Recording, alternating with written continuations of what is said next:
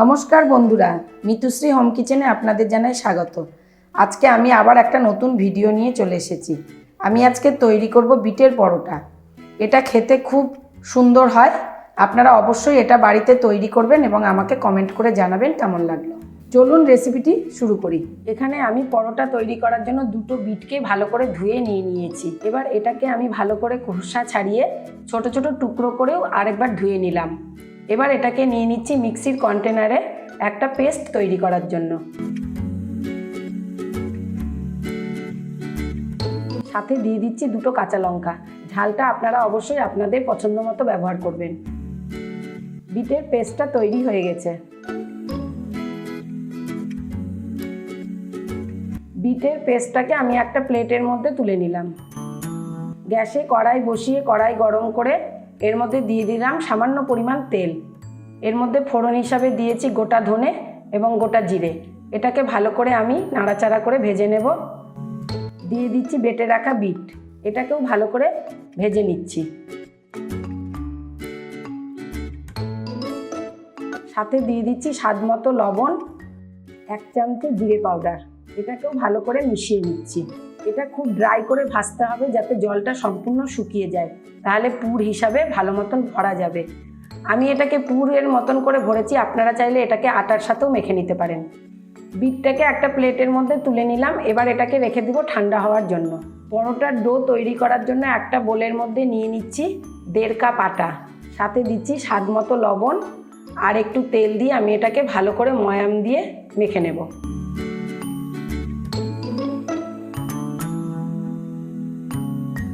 এবার অল্প অল্প করে জল দিয়ে একটা ডো তৈরি করে নিচ্ছি। আমার আটার ডো তৈরি হয়ে গেছে। এটাকে আমি 10 মিনিটের জন্য ঢাকা দিয়ে রেখে দিচ্ছি।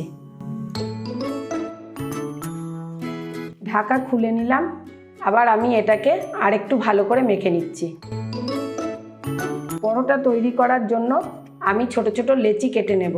আমি এখানে আটা ব্যবহার করেছি, আপনারা চাইলে আটা ময়দা দুটো মিশিয়েও ব্যবহার করতে পারেন এবং শুধু ময়দাও ব্যবহার করতে পারেন।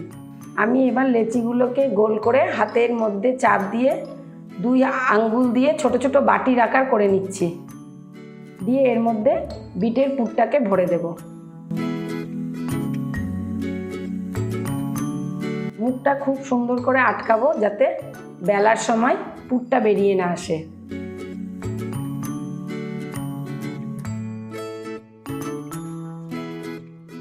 এইভাবে প্রত্যেকটা লেচির মধ্যেই আমি বিটের পুরটা ভরে নিচ্ছি।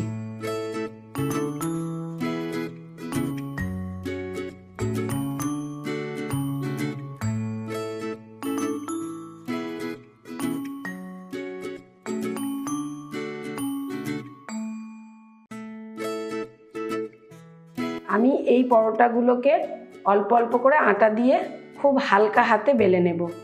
বেশি চাপ দিলে অনেক সময় পুরটা বেরিয়ে যেতে পারে। এইভাবে আমি সবগুলোকে বেলে নেব।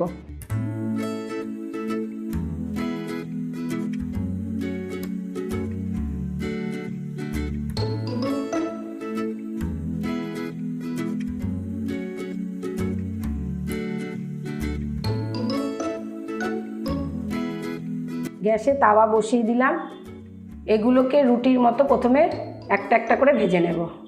আমি এখানে পরোটাগুলোকে প্রথমে একটা একটা করে রুটির মতো সেঁকে তুলে নিচ্ছি।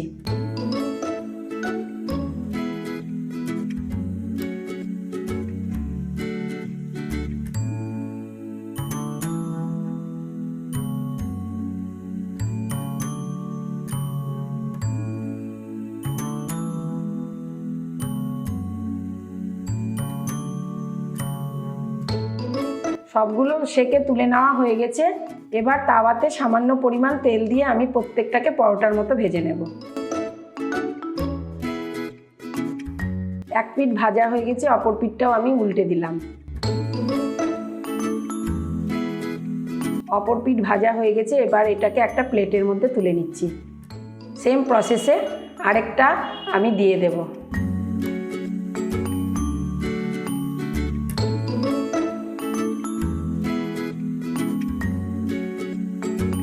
এই পরোটারও একটা পিঠ ভাজা হয়ে গেছে। আমি আবার উল্টে অপর পিঠ ঘুরিয়ে দিলাম। এই একইভাবে এই পরোটাটাও আমার ভাজা হয়ে গেছে। এইভাবেই আমি সব পরোটাগুলো ভেজে নেব।